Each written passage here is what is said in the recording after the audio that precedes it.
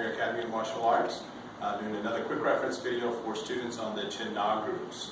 So today we're going to be doing the bit twists group, and so what that is referring to is the fact that it's a forearm, so it's all wrist locks, and we're going to be bending the wrist up like this, so what we call in anatomy the extension position of the wrist, not the flexion position. Okay, so we're going to extend the wrist, and then we're going to rotate it one way or the other in order to get the stress and the lock in the wrist. Okay, so to help me today I have a student. So all of these are wrist locks, but not all of them are from wrist grabs. Okay, so there are going to be 5 different ways to put a person in one of these final wrist lock positions, but they're not all going to be wrist grabs. So an important distinction to make. Okay, first one we're going to do is called handshake. Okay, so it's the handshake bent twist. So it starts off with a handshake position, and he's going to throw a hook at my face. Okay, so he's going to have to be closer if he wants to hit me. There you go. If he hits me, that's bad. So I need to get out of the way because he's kind of holding on to my hand. I can't block. That's why he's doing that. So I have to get out of the way. So as he throws his hook, I'm going to disappear. As I disappear, I'm going to place my hand right there at the crease of his wrist, and it kind of forces him to fold as I move. So I'm just going to do that by swinging my leg out of the way and come all the way up into him, and I'm allowing my elbow to kind of hit him in the elbow. And that kind of throws him off balance and neutralizes his attack on me. Also, it positions his wrist exactly where I want it to be. Next, I'm going to slide up to his elbow, above the elbow joint, so I'm holding onto the humerus bone at the condyles of the humerus bone. That's the big bony points on the sides of the elbow. I'm going to bend his elbow up a little bit, and I want to hold and control his forearm. Then I'm going to reverse the step that I just took and come right back in. And as I do that, as I come right back in, I'm going to be rotating his wrist up towards his nose. I have to keep the compressive force on the wrist as I do that, or else it's not as effective. And I want to control the elbow really well because that helps me to get that compressive force. So my arm is on the humerus bone, not on the joint itself. And that's the handshake. Okay? The next one's called the baseball grip. So he's going to grab my wrist. I'm going to grab his wrist like I would a baseball bat. Just grip it like so. I'm going to step with my foot. So if he's grabbing my left wrist, I'm stepping with my right foot. I'm going to step to his right side.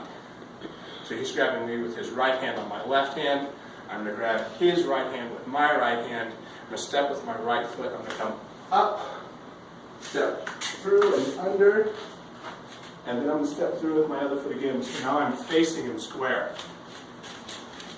Okay? So I'm facing him square. I'm going to push up with my wrist through the knuckles of his hand so I have a good extension position there. And I'm going to keep his forearm close to my body, and I'm going to rotate behind him, using my body to turn. Okay, so that one again, this direction. Okay, I'm going to grab his wrist. Okay, I'm going to come up, step through, and turn. And one more time from this direction. Because it changes directions well, I want you to be able to see everything. Here, and there. Okay? The next one's called the rear shoulder grab. So he's grabbing my shoulder from behind. Okay? This is one of the few times I'm going to initiate the grab with the same side. Okay? I'm going to use what I call a sandwich grip. Okay? So it's like that. So I'm just going to establish contact initially with this hand. Not really worry about grabbing it so much. I just want to establish contact because I'm going to be moving all of these steps at once. As I step back towards him, so I'm coming to his outside, I'm just going to establish contact here and come up and meet it with this hand right away. So he grabs me, I make contact, I come, and it slides into a sandwich grip. And from that moment I have that sandwich grip, I'm pushing up. I'm pushing up through the knuckles of his hand towards the ceiling. And then I've stepped through here and I'm underneath his arm, and I'm keeping the elbow or the forearm horizontal or vertical, straight up and down, and then I'm going to use my body to rotate back behind him. Okay? In all of these bent twist positions, the forearm is going to be straight up and down, and the wrist is going to be bent into that extension position. You're rotating one way or the other. Which way you rotate depends on which way you start. But one of the things you have to keep is that upright forearm in that bent wrist position. And then you go into the rotation. It's going to be especially important in one of the ones coming up. So he's going to do a bear hug. So as he grabs me, what I'm going to do is monkey back and create a little bit of space, shift my hips to the side, hit him in the groin, strike here, and then after I hit him in the groin, I'm going to elbow his ribs, and I'm going to break his grab by breaking my arm up like this. After I do that, I'm going to quickly grab his hand in that sandwich grip again, step behind, close to his body, pushing up through this bridge, and rotating my body. In a very similar final position as the rear shoulder, except that instead of grabbing me on the shoulder, he's putting me in a bear hug. Okay, so let's go through that one more time. So he grabs, I monkey back, strike groin, elbow, breaks the grip, grab, grab. Okay. And then the last one is the chest grab. So he grabs the front of my chest, jacket, shirt, or whatever. I'm going to control the hand here, and this time I'm actually going to grip, because I have to have control here. And I want to bend his wrist into extension. So I'm trapping it up against my chest.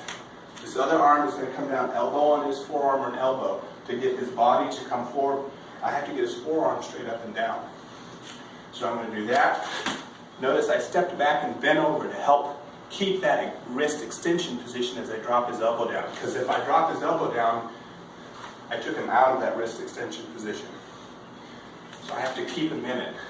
Now from here, I'm going to use my hand, my elbow, to keep his forearm straight up and down. This hand is just going to kind of come up against his body or his throat to keep him from following me around. It's not really that important part of the technique. The most important part is keeping his forearm straight up and down and keeping control of the wrist. Once I'm down here, I'm going to step around. That creates that twisting of his wrist. Basically what I'm doing is dropping his elbow down here, controlling here, and rotating that way. I'm just using my body to help me to accomplish that. And that is the bent twist group. Thank you very much.